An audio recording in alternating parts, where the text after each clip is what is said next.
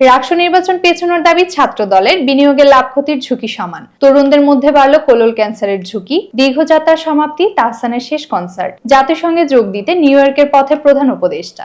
আমি নাবিবা। SK TV থেকে এতক্ষণ শুনছিলেন শিরোনাম, এখন শুনবেন বিস্তারিত। রাষ্ট্র নির্বাচন পেছানোর দাবি ছাত্র দলের। ৩৫ বছর পর রাজশাহী বিশ্ববিদ্যালয়ে হতে যাচ্ছে রাষ্ট্র নির্বাচন ২৫শে সেপ্টেম্বর। তবে শিক্ষক লাঞ্ছনা ও ক্যাম্পাস শাটডাউনের কারণে অধিকাংশ শিক্ষার্থী নেই। ছাত্র দলের ভিপি প্রার্থী শেখ নুরুদ্দিন আবির নির্বাচন পিছিয়ে দুর্গাপূজার পর করার দাবি তুলেছেন। তাদের ঘোষিত প্যানেলে রয়েছে ফুটবলার, ব্যান্ড প্রতিষ্ঠাতা ও ৪ জন নারী প্রার্থী, যা শিক্ষার্থীদের দৃষ্টি কেড়েছে। প্রশ্ন উঠেছে, শূন্য ক্যাম্পাসে নির্বাচন কতটা গ্রহণযোগ্য হবে।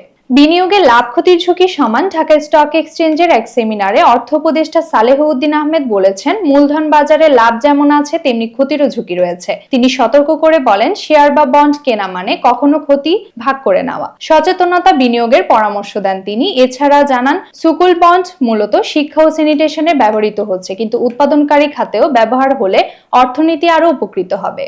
তরুণদের মধ্যে কোলন ক্যান্সারের ঝুঁকি। গবেষণায় দেখা গেছে, ৯০-এর দশকে জন্ম নেওয়া তরুণদের মধ্যে কোলন ক্যান্সারের ঝুঁকি দ্বিগুণ। এর প্রাথমিক উপসর্গ হলো পায়াপথে রক্তপাত, অকারণে পেট ব্যথা, ওজন কমে যাওয়া ও মলত্যাগের পরিবর্তন। বিশেষজ্ঞরা বলছে, প্রাথমিক পর্যায়ে শনাক্ত হলে এর পুরোপুরি নিরাময়যোগ্য। সচেতনতা, স্বাস্থ্যকর খাদ্যাভ্যাস এবং নিয়মিত স্ক্রিনিংই হবে প্রতিরোধের মূল উপায়।